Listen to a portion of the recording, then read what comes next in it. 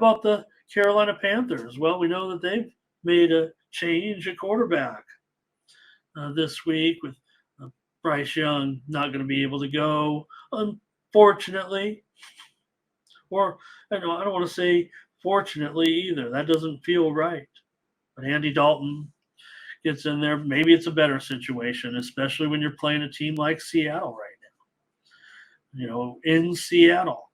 Yeah, Seattle all of a sudden it doesn't. Maybe it isn't looking as good as it was going, but uh, maybe for the Panthers' chances here, getting Dalton in here at this time might be the direction they want to go, considering, uh, like I mentioned, like I said, I was giving all these quarterbacks a little bit of passing grades here, a little bit. You guys maybe were saying, what's Ramon thinking? But sometimes by the time you get to a few weeks into the season, it's time to start making some changes. I'm not saying that's the case. Young does have an ankle injury, and you're on the cautious side with a great quarterback with a talent that you don't know. I don't think we know. Anybody can say after 2 games, but when you've also scored only 27 points, could do worse, I guess, than bringing Andy Dalton. The Seahawks, they won in overtime last week. I think we were clear that we were looking at the Seahawks and the over. Look, the Seahawks had that lead. They kind of blew it, no doubt about it. I was expecting extremely high volatility. So one of the problems with the Seahawks is, they're not running the football that well. They seem to have a good red zone situation with Walker. I was worried when one play Walker wasn't even in there. I was like, what's going on? But 7 of 20 on third down, there's still concerns. I mean, I know I'm talking up Geno left and right here, and I'm sure it'll happen. I mean, this total. Look at the total. I mean, let me make sure this is even right. I mean, I would think, hey, bookmakers are going to treat our guy Andy Dalton like Bryce Young here.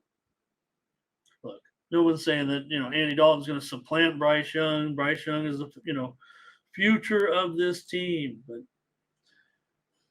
you can be a little bit more confident with the red rifle in there, can't you? Especially with the Panthers receiving potential. So Panthers, they're garbage on 5-8 against the spread. Let's see. Oh no, 17-23 in their last 40 against the spread, coming off a loss. But it seems like there's going to be some more high volatility. When I say high, you know what I mean.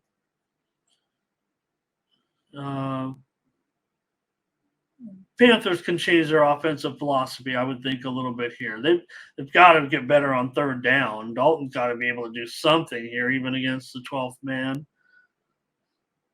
Panthers 9 of 28 on third down so far, but look what the Seahawks have given up. 650 passing yards in those 2 games. Okay, it was Stafford, it was Goff, but now it's Dalton. I know I'm not going to sell any of you guys on Dalton, but it's just, yeah, Terrell, just at the beginning of the show, first 4 college games.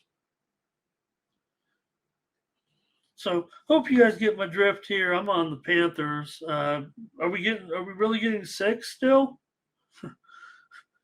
Like I said, I mean, to me it feels, look, not saying, I wouldn't want Andy Dalton to build my franchise around.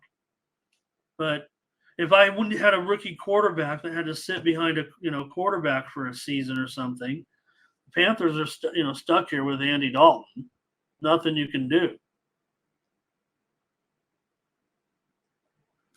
Yeah, Darren. I mean, no, I get, because you think of the Panthers, anemic offense maybe right now, and Seattle's defense. You expect them to be a little bit better at home, but the defense wasn't great for Seattle, right? But again, they were going up against top-notch quarterbacks. In total, they were outgained 844 to 573 in that first game. And tell you, Seattle off a win. You got Carroll, right? I mean, these are the trend. When you're talking about some of the trend, you want coaching trend. When you got a consistent coach, you're going to get more judgmental results, I think. And Seattle 8-15 against the spread off of a win last 23. That's over the last 3 years. 8-15 ATS, laying a big number here in a National Football League game against a team that doesn't have a win. There's another stat. This I wish I would have made a better note on this, but 0-2s against 1-1s. I mean, I know you're talking about small samples. It's actually a big samples. 0-2s against 1-1s are pretty strong. They're real strong, actually, especially road dog 0-2s against home favorite 1-1s. So maybe I will come up with that before Sunday. I'll find that one.